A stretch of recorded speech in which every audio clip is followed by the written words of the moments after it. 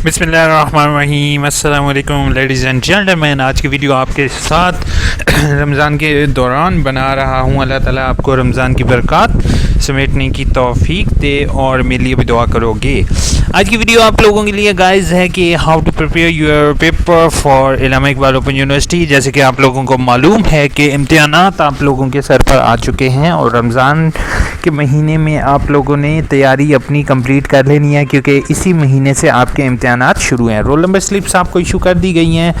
Date sheet भी hopeful, कोई कह रहा है कि डेट शीट आएगी, कोई कहता है डेट शीट नहीं आएगी। लेकिन अगर नहीं भी आती तो कोई ऐसा सच मसला नहीं है, आपको रोल नंबर स्लिप जारी कर दी गई हैं। रोल नंबर स्लिप को देखते हुए आपने क्या करना है, रोल नंबर स्लिप को देखते हुए आपने जो है वो अपनी पेपर की तैयारी शुरू कर दो।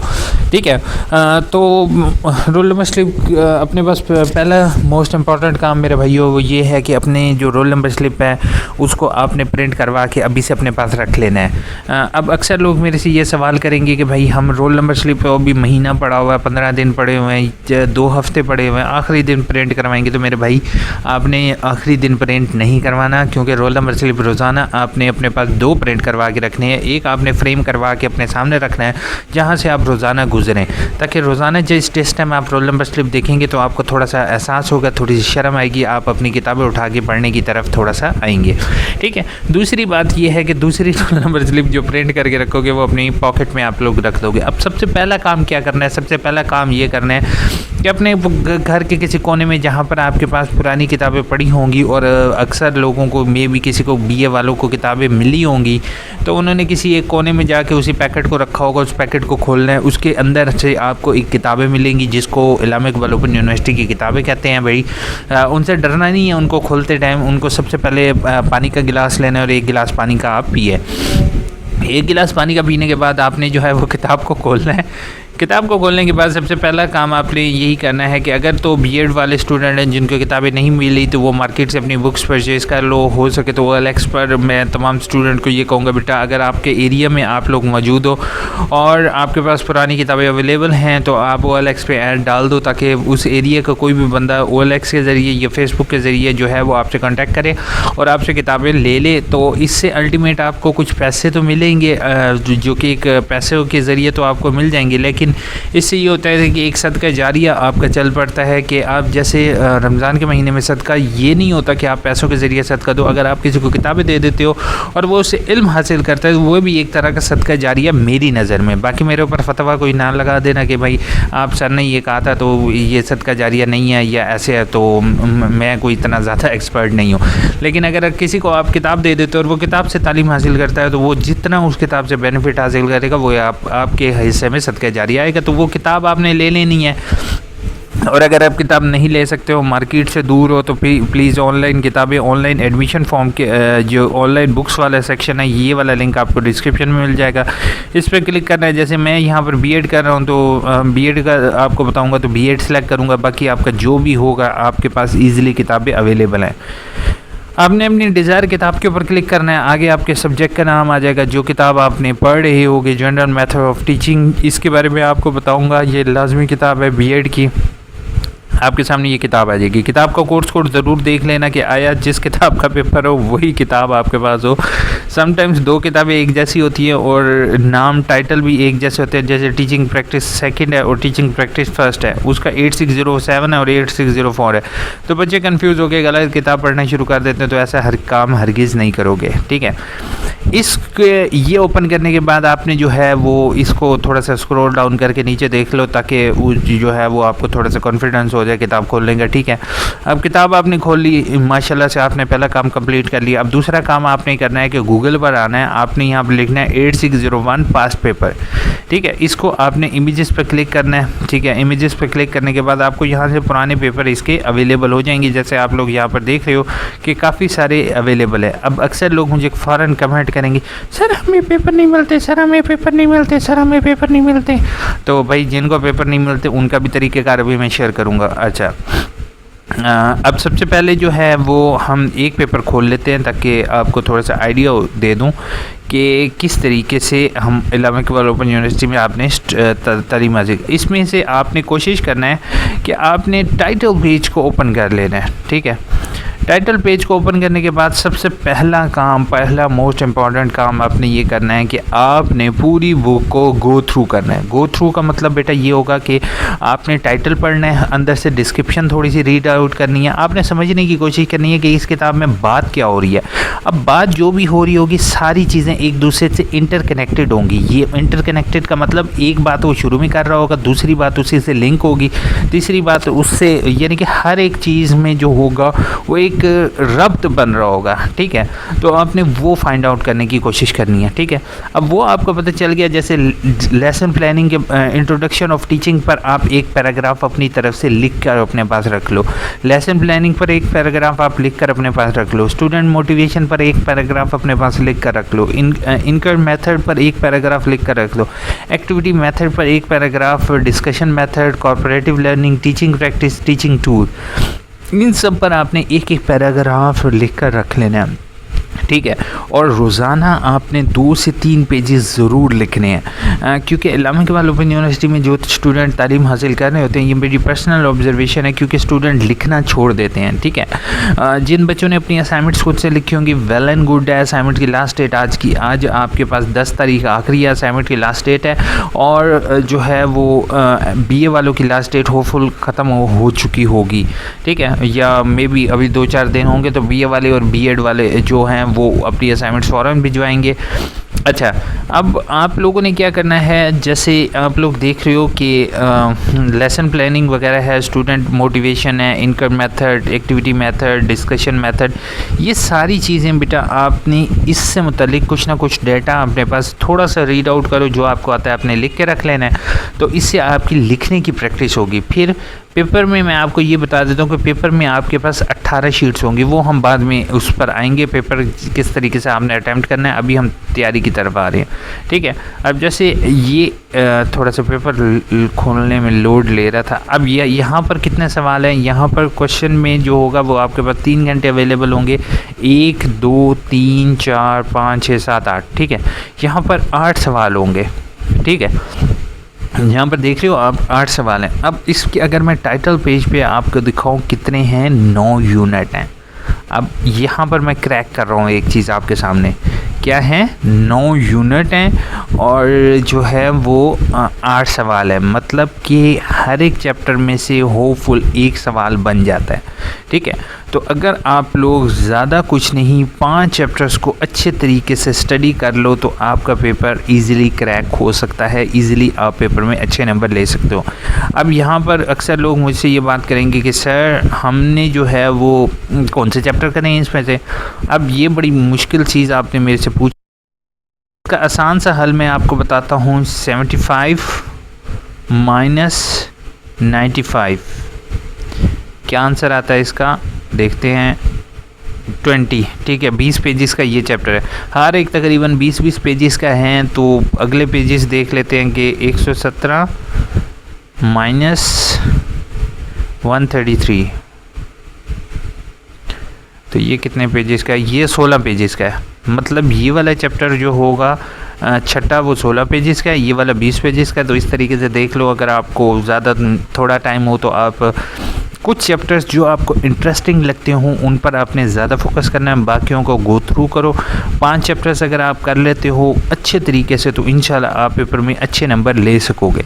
ठीक है, तो आपने सबसे पहला काम यही करना है कि बुक को गो थ्रू करना है, पुराने पेपर देखो और इसको आपने पुराने पेपर्स में से कम 3 पेपर्स को आपने डेली बैठकर सॉल्व करना है। बेशक 3 सवाल करो, बेशक 4 सवाल करो, लेकिन आपने अपनी तरफ से लिखना है और उसको एक्सप्लेन करना है। अब मैं एक चीज़ आपको यहाँ पर बताते, जो Allama Iqbal open university copy pasted system को एक्सेप्ट नहीं करते, वो कभी भी ये नहीं चाहते कि बच्चे जो है वो किसी भी चीज़ को कॉपी करके एज इट इज़ लिखें। तो उनके क्वेश्चंस जितने मर्जी आप क्रैक कर लो कहीं से आपको नहीं मिलेंगे। अलबत्ता असाइनमेंट से आपको और पुराने पेपर से आपको हिंट ज़रूर मिल जाएगा कि इस तरह का सवाल आ सकता है, लेकिन उसकी वर्डिंग हो सकता है चेंज हो। ठीक है, तो जैसे लास्ट टाइम जो थे वो ऑनलाइन पेपर हुए थे तो उन्होंने STE में जो वर्डिंग चेंज की थी तो स्टूडेंट बेचारे परेशान होकर बैठ गए थे कि भाई ये सवाल तो नेट से हमें नहीं मिलता, तो हम कहाँ से करें। तो वही चीज़ मैं आपको बता रहा हूँ कि अब इसमें जैसे बेसिक कंसेप्ट है ना, जैसे इफ़ेक्टिव टीचिंग, मुअस्सर तदरीस की तारीफ़, explain the professional qualities of an effective teacher. अब इफ़ेक्टिव टीचर अपने आप को जहन में रखो कि यार तुम एक अच्छे टीचर बनोगे तो क्या क्या चीज़ें होंगी। अब अगर आपके जहन में कोई आइडियल टीचर हो और एक नॉन आइडियल टीचर हो, नॉन आइडियल का मतलब जो आपको अच्छा ना लगता और एक अच्छा टीचर हो, तो आपने अच्छे टीचर में कौन कौन सी, कि वो रोज़ाना अच्छे तरीके से आता है, वो वेल ड्रेस्ड है, वो अच्छे तरीके से पढ़ाता है, उसके टॉपिक ईजिली करके बच्चों को पढ़ाता है तो वो ज़्यादा आसानी से समझ आ जाता है। तो इफ़ेक्टिव टीचिंग ये है कि वो टीचिंग टूल्स इस्तेमाल करता है। तो ये चीज़ें जो होंगी, ये जस्ट थोड़ा सा आपको ओवरव्यू दे रहा हूँ कि ये आपने अपने माइंड में रख कर उसको सॉल्व करना है। अब इफ़ेक्टिव टीचिंग जो होगा वो अगर यहाँ पर देखा जाए, ये टीचिंग लर्निंग में होपफुल ये आ जाता है, टॉपिक इंक्लूड हो जाता है। तो अब नीचे जो होता है मोटिवेशन। अब मोटिवेशन कौन सा है, ये मोटिवेशन आप यहाँ पर देख रहे हो कि मोटिवेशन इसने एक अलग चैप्टर होगा यहाँ पर, स्टूडेंट मोटिवेशन, ठीक है। ये स्टूडेंट मोटिवेशन पर दूसरे चैप्टर में से आ गया एक सवाल। इसके बाद problem solving approach, specific the teaching problem solving learning, ठीक है। Teaching methods of teaching. अब ये मेथड्स ऑफ टीचिंग जो हो गया, ये इसमें से मेथड ऑफ टीचिंग स्किल्स में से, डिस्कशन मेथड में से भी आ सकता है और टीचिंग स्किल्स में से भी आ सकता है। ज़्यादातर ये टीचिंग स्किल्स में से आ गया कि मेथड ऑफ टीचिंग जो होगी वो क्या होगी। तो हर एक चैप्टर में से होपफुल एक क्वेश्चन जो होता है वो अवेलेबल हो जाता है, ठीक है। आपको समझ आई है, नहीं आई तो फिर भी रिव्यू कर देता हूँ आप लोगों के लिए कि पेपर की तैयारी के लिए सबसे पहले किताब नाम की एक चीज़ होगी, उसको ओपन करना है, उसको गो थ्रू करना है। और इस दफ़ा पेपर्स को आप लोग ज़्यादातर वीडियो को पॉज करके भागे होंगे। प्लीज़ चैनल को सब्सक्राइब ज़रूर करना, अगर आप करना चाहो, नहीं भी करना चाहो तो कोई मसला नहीं है। लेकिन एक चीज़ मैं आपको बताता जाऊँ कि मैं आपको इसलिए वार्न कर रहा हूँ बेटा, इस दफ़ा रोल नंबर स्लिप्स के ऊपर उन्होंने मेंशन कर दिया है कि इस दफ़ा लास्ट रीअपेयर का चांस है। मतलब कि अगर पेपर में फ़ेल होगी तो अगली दफ़ा असाइनमेंट भी लिखनी पड़ेगी और आपको पेपर भी, वर्कशॉप भी, सारी चीज़ें करनी पड़ेंगी। तो बेहतर यही होगा कि इस दफ़ा थोड़ी सी मेहनत करो और आप अच्छे नंबर हासिल करने की कोशिश करो, ठीक है। इंशाल्लाह आप अच्छे नंबर से कामयाब तभी होगे जब आप थोड़ी सी अभी मेहनत करोगे और थोड़ा सा लिखना शुरू कर दोगे। तो आपको इंशाल्लाह आपका जो है वो जल्दी ही क्या होगा, जल्दी ही आप अच्छे नंबर से कामयाब हो जाओगे। इसलिए आपने अभी से मेहनत करनी है। मेहनत के लिए सबसे पहली चीज़ आपने कोशिश करनी है कि किताबों को रीड आउट करो, स्टडी करो, अपने नोट्स बनाओ। नोट्स बनाना बहुत ज़्यादा अहम है। एग्जाम्पल्स कोड करो, ठीक है। एग्जाम्पल्स कोड करने के अलावा पुराने पेपर को देखो, उनको स्टडी करो, उनको लिखो। ये ना करो कि आप फारिग बैठे रहो और आप ये सोचो कि लास्ट दिन जाके पढ़ाई करोगे तो पेपर पास हो जाएगा। तो नो डाउट बहुत से बच्चों का पेपर पास लास्ट दिन में भी हो जाता है, लेकिन क्या आप उन लास्ट बच्चों की तरह रिस्क लेना है या आपने अपनी स्टडी करनी है, ठीक है। अपने आप को ठीक करने की कोशिश करो कि इलामा इकबाल ओपन यूनिवर्सिटी पहले ही ऐसी यूनिवर्सिटी थी कि जिसमें सारे बच्चे पास हो जाते थे, लेकिन अब ऐसा हरगिज़ नहीं है। अब थोड़ा सा उन्होंने जो है वो कह सकते हैं कि अपना स्टैंडर्ड अप करने की कोशिश किया। तो आप लोगों का भी इस चीज़ में साथ चाहिए होगा हमें, ठीक है। अब कमेंट्स की तरफ आता हूँ कि कमेंट्स काफ़ी अरसे से नहीं देख रहा हूँ। वालेकुम अस्सलाम सर, मास्टर के एडमिशन की फ़ीस सबमिट करवाने के बाद कोई इशू तो नहीं? ये आपको ख़ुद देखना पड़ेगा, क्योंकि एडमिशन ऑब्जेक्शन अगर लगेगा तब आपको, अगर आपने कोई डॉक्यूमेंट फेक या डॉक्यूमेंट जो है कॉपी पेस्ट यानी कि वेब बेस है जिस पर साइन नहीं है किसी के, तब इशू बन सकता है। अदरवाइज़ नहीं। सर हमने तो असाइनमेंट में रोल नंबर ऐड कर ली है, कोई मसला नहीं है। अगर असाइनमेंट पर रोल नंबर ऐड कर लिया तो बाकी अगर कोई रहती है तो उस पर, और पेपर पर आपने रोल नंबर मेंशन करने के बजाय अपना रजिस्ट्रेशन नंबर मेंशन करोगे। सर भाई मैंने अप्लाई किया है एमए के लिए, फ़ी भी चाहता हूँ, बैंक में जमा हो गया, मोबाइल से हुई या HBL ऐप से या जैज़ कैश से, कहाँ से कर रही, काइंडली हेल्प मी। राजा, जो आपके लिए इजीली हो भाई, अब उसके ज़रिए फ़ीस पे कर दो, क्योंकि ऑनलाइन स्टेटस में वेरीफाइड आ रहा है, ठीक है। पेड लिखा हुआ आ जाएगा जैसी आपकी फ़ीस जमा होगी। जो आपको इजी लगता है आप उसके ज़रिए कर सकते हो। सर क्या हम पाकिस्तान BS पाकिस्तान शरीफ वाले उर्दू में एग्ज़ाम दे सकते हो अगर आपका पेपर उर्दू में है? ये चीज़ आपको बता रहा हूँ, जैसे पेपर उर्दू में भी गिवन है तो आप उर्दू में कर सकते हो। एक क्वेश्चन है, जिन लोगों के एग्ज़ाम आया है आप बता दें कि वो तरीका एडमिशन भेजने का, और CMS पर किस नहीं, CMS के ज़रिए आपने इसके लिए एडमिशन के लिए अप्लाई नहीं करना, आपका automatically role number slip issue कर दी गई हैं इस दफ़ा। एमएससी एमफिल वाले बीएड में एमएड की कितने ईयर में एडमिशन लेना और फॉर्म सबमिट करवाने के हार्ड कॉपी टीसीएस करवाने की ज़रूरत नहीं है। एमएससी एमफिल वाले बीएड या एमएड, बीएड आपको लाजमी है। अब ये नहीं करना कि बीएड क्या है, पहले 9th क्लास है, एमएड क्या है 10वीं क्लास है। क्या आप 9वीं किए बगैर 10वीं में जा सकते हो? 9th किए बगैर नहीं जा सकते। इसलिए सबसे पहले आपको बीएड करना पड़ेगा। एमएससी के बाद 1.5 ईयर बीएड है, देन आप एमएड कर सकते हो। वालेकुम अस्सलाम sir, it's request to kindly inform about the verification process. I have my web generated result card. Can I departmental verification of web generated result card? Osama Dogger, I think so you are working in education or any other institute or government or semi-government and you want to verification of your document. But I really apologize because bro, you cannot verify the web-based document because university will not accept, and please do not waste your fees. Wait and apply for degree. If you receive a DMC from university or degree from Islamic Valley Open University, then you can apply for degree or DMC online. And next comment I will read, solve past paper YouTube पर upload कर दें BA के। ठीक है, कहते हैं मैं अपनी वेबसाइट कोशिश कर रहा हूँ उसको रन करूँ ताकि आप लोगों के लिए मैं उस पर तमाम जो है वो पेपर्स अवेलेबल करवाऊँ। लेकिन मसला ये है कि मेरा कोई साथ देने वाला नहीं होता। आप लोग अगर पेपर दोगे तो वो पिछलों के काम आएंगे, पिछले पेपर देंगे तो उनसे पीछे वाले लोगों के काम आएंगे। तकरीबन सभी लोगों की यही चीज़ है कि वो आप लोग पेपर शेयर करो ना। पीएचडी डिग्री के लिए अप्लाई कितने दिन जल्दी आ जाती है। मैंने तो होपफुल 20 दिन में डिग्री रिसीव की थी, लेकिन कुछ लोगों को साल भी लग जाते हैं। बीएड फिज़िकल वर्कशॉप होती हैं सिटी में नहीं। मुस्कान नूर, जो बीएड की वर्कशॉप हैं अभी कुछ जो है वो ऑनलाइन चली है, फिर मैनुअल भी ले गए थे वो।